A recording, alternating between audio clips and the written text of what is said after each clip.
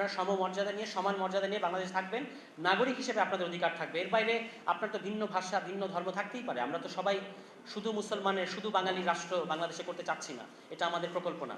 এটা শুধু বাঙালির রাষ্ট্র হবে এটাও আমরা কখনো বলি নাই, এটা শুধু মুসলমানের রাষ্ট্র হবে এটাও আমরা বলি নাই। সব ধর্ম, সব ভাষার মানুষ হবে, মানুষের রাষ্ট্র হবে। সর্বশেষ কথা হচ্ছে এটা, বর্তমানে যে সরকার ক্ষমতা এসেছে এই জুলাই গণঅভ্যুত্থানের পরে নির্বাচনের মধ্য দিয়ে, নির্বাচনের আগে আপনারা তাদের কথা শুনেছেন, মনে হয়েছে যে আল্লাহর সাক্ষাৎ ফেরেশতা রাস্তা মানে বাংলাদেশে নেমে এসেছিল, এত ভালো ভালো কথা তারা বলেছে। কিন্তু ভোটের পরে একজন মাত্র ব্যক্তিকে, আপনাদের কমিউনিটির দীপেন দেওয়ান সাহেব, তাকে তারা পার্বত্য চট্টগ্রাম বিষয়ক মন্ত্রী করেছিলেন। তারপর তাদের দলীয় অন্তর্কন্দলে এই চট্টগ্রামের বিষয়, পার্বত্য চট্টগ্রাম বিষয়ক যে প্রতিমন্ত্রী এই চট্টগ্রামের মানুষ মীর হেলাল সাহেব, তার চাপে এবং তার প্রভাবে এবং তার কুমন্ত্রণায় জনাব তারেক রহমান মাননীয় প্রধানমন্ত্রী কিন্তু দীপেন দেওয়ান সাহেবকে তার পদত্যাগপত্রটা গ্রহণ করেছেন। এবং আমরা যেটা ভেতরের গুঞ্জন শুনতে পাই, তিনি কিন্তু কোনো স্বাস্থ্যগত কারণে পদত্যাগ করেন নাই। এটা হচ্ছে বাইরের কথা মাত্র, যে তাকে পদত্যাগ করতে বাধ্য করা হয়েছে।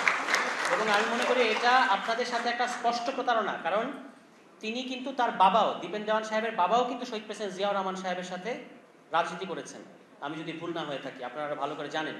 ফলে তার সন্তান হিসেবে আপনি তাদের সমর্থন নিয়ে পার্বত্যবাসীর ভোটটা নিলেন ভোটের আগে, কিন্তু ভোটের পরে আপনার তাকে আর দরকার নেই। এখন আপনি দেখেন, আপনাদের কমিউনিটির একজনই তো মন্ত্রী করা হয়েছিল পার্বত্য বিষয়ক, তাকেও কিন্তু সরিয়ে দেওয়া হয়েছে।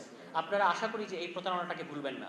এবং আমাদের তরফ থেকে কমিটমেন্ট কিংবা প্রতিশ্রুতি কিংবা ওয়াদা যাই বলেন, সেটা হচ্ছে বাংলাদেশে সকল ধর্মের মানুষ, সকল জাতির মানুষ, সকল ভাষার মানুষ যারা বাংলাদেশি চাকমা, বাংলাদেশি মারমা, বাংলাদেশি সাঁওতাল, তাদের সবার সমান অধিকার এই রাষ্ট্রে আমরা নিশ্চিত করার জন্য রাজনীতি করছি।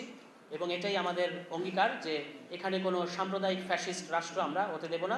এটা একটা গণতান্ত্রিক রাষ্ট্র হবে, যেটা মানবেন্দ্র নারায়ণ লারমার সংগ্রাম ছিল, যে আমাদের সকল জাতিসত্তার, পার্বত্য চট্টগ্রামের সকল জাতিসত্তার সাংবিধানিক স্বীকৃতি, ভাষার স্বীকৃতি, সংস্কৃতির স্বীকৃতি।